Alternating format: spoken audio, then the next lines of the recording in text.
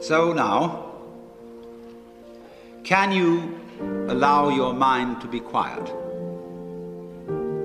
Isn't it difficult?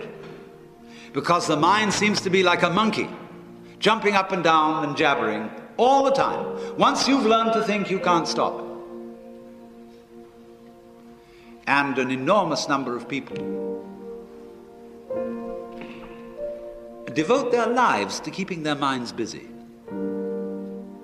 and feel extremely uncomfortable with silence. When you're alone, say in a doctor's waiting room, which may be very uninteresting, nobody's saying anything, there's nothing to do, there's this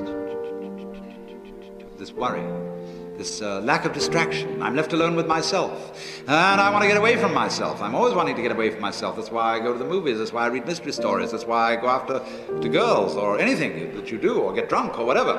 I don't want to be with myself. I feel queer. I feel like, you know how it is when you run your fingernails up a blackboard on a cold day? Creepy.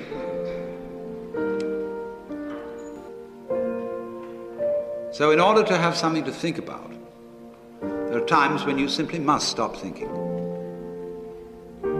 You can learn later on in yoga how to be in the state of samadhi and think at the same time. But first of all, you have to learn how to stop thinking. Well, how do you do that?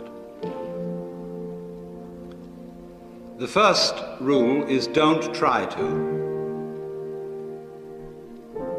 Because if you do, you will be like someone trying to make rough water smooth with a flat iron. And all that will do will stir it up.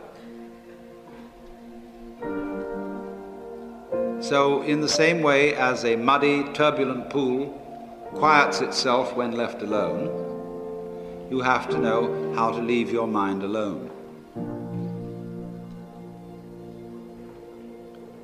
It will quiet itself.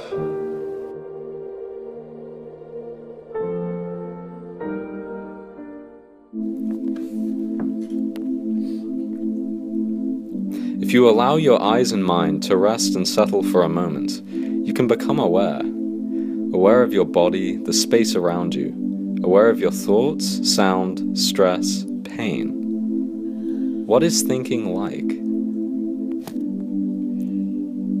When the thoughts overflow your mind, acknowledge them. Don't let them stress or overwhelm you. Know that when you become overwhelmed with these thoughts, you can pull yourself back to your present through your breath. Try not to stress.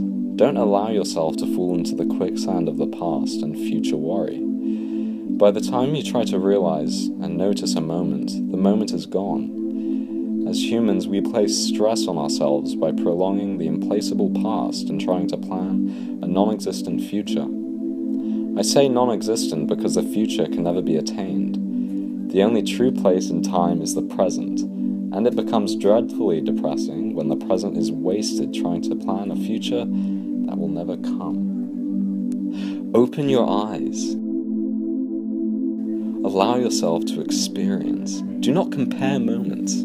Acknowledge them all, accept and appreciate that they have happened, instead of longing for a past moment or wishing to be somewhere you are not. Think of the happiness you experienced in said moment. Allow yourself to smile. How did you feel during that moment?